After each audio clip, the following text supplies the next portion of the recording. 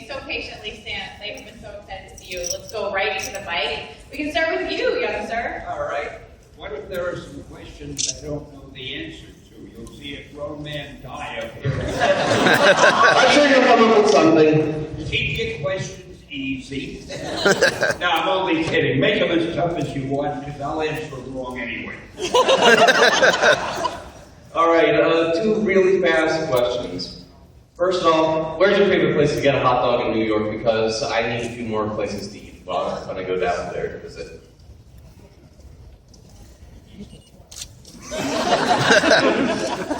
Well, my favorite restaurant used to be a place, and they cut it with Nino's, and they went out of business, I learned, years ago. So I don't know what to recommend, but when you come to Los Angeles, I can always tell you a few good places.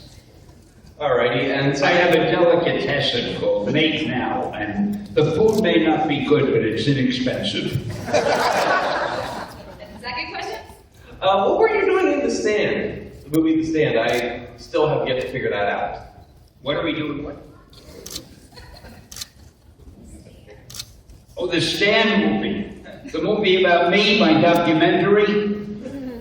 Well, they're trying to decide whether to give it an Academy Award or a Nobel Peace Prize. Both, I like your attitude. Actually, we made this documentary, which embarrasses the hell out of me, but they insisted on doing it. And it's the story of my life, which everybody knows anyway, but there are a lot of shots of my wife in there, which most people haven't seen. And that dresses up the movie a little. And I don't know, it's going to probably play on TV, and it'll play on the internet, and in some selected theaters. See, people always say it'll be in some selected theaters, which means they couldn't get it into most of the theaters. But you'll see it advertised pretty soon, and if you have nothing better to do and you want to see something about me you didn't know, but my life has been an open book. I don't even know what questions you're going to ask. Everybody knows more about me than I know. It's getting embarrassing.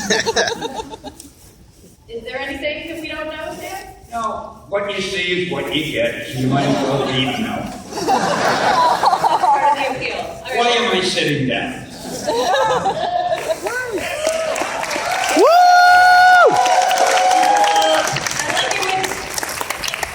Closer to me, Stan. That's great.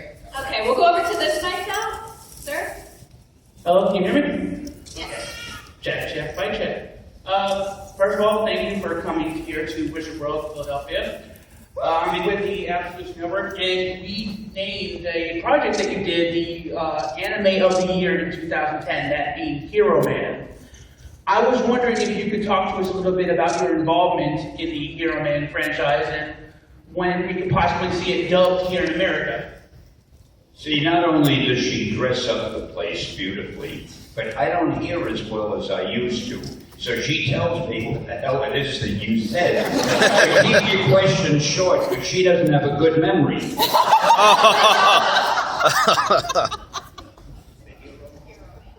What's the Hero Man?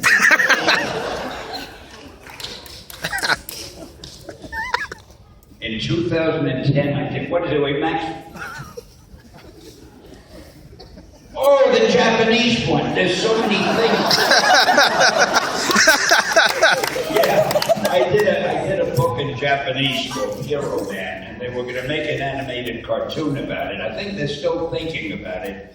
So in the next few years, if you see a Japanese animated cartoon, you can say, oh yeah, that's the one Stan didn't remember anything about at the convention. All right.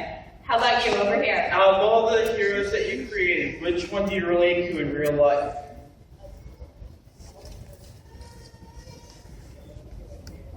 Oh, I relate to all of them because there's a little bit of all of them in me.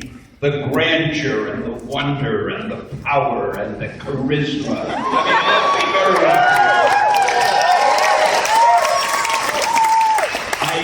I think I'm going to leave now because I see there are a few empty seats in the audience. I never speak to an audience where there are any empty seats. Yeah, next time I'd like you to do better. Okay. Stan? him off of Howard Hughes, is that correct? That is correct. So, Absolutely correct. does that liken you to Howard Hughes? Does it make me like Howard Hughes? Well, I have news for you, and I hate to admit this. Howard Hughes was quite a bit wealthier than I am. And he was also an inventive genius and an adventurer. Now, I'm sure I would be an adventurer if I had a chance to adventure, but I keep so busy going to comic book conventions.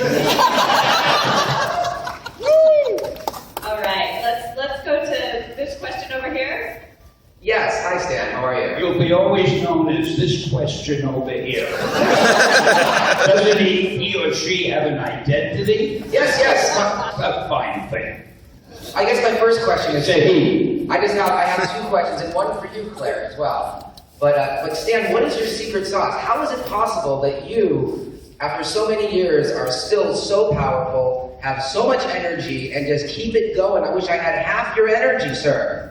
I heard that. See, whenever somebody says something flattering, I hear every word. You know, it's funny, some voices are on a range that I can understand. Some of them, when they talk into the mic, you sound like this, I hear the sound, but I don't know what you say. So anyway, I don't know about the energy bit, but what it is, I love what I do.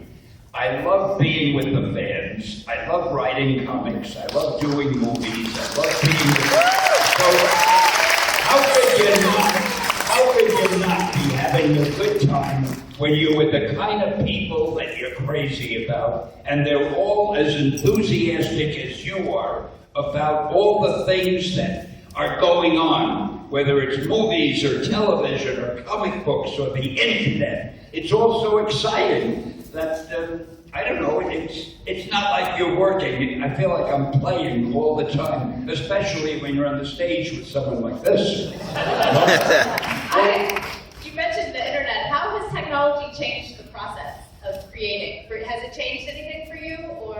Well, I don't think technology has created the process of creating. What it's done, it's allowed the things you create to be presented in so much a more exciting way. Now, for example, we could not have done the Avengers movie 20 years ago. There's no way all those things could have been seen on the screen. So technology is making entertainment more exciting. And I might add, speaking of entertainment, I'm going to get serious for 1 minute, which is not typical of me. Most of my life, my early life, I was a little bit embarrassed as I wrote comics, because I felt, you know, there are doctors treating people, and there are people building buildings and bridges and flying airplanes, and I'm writing these stupid comics. And little by little, as the days and the years went by, and people would say, gee, I enjoyed this story, or I love that story, blah, blah, blah. And I began to realize that entertainment is one of the most important things in people's lives. Most people do not live. Thank you. Well, yeah, so sir, I just wanted to say you are absolutely an inspiration for me, and hats off to you, and thank you so much for being you. And I wanted to just maybe everybody give a round of applause.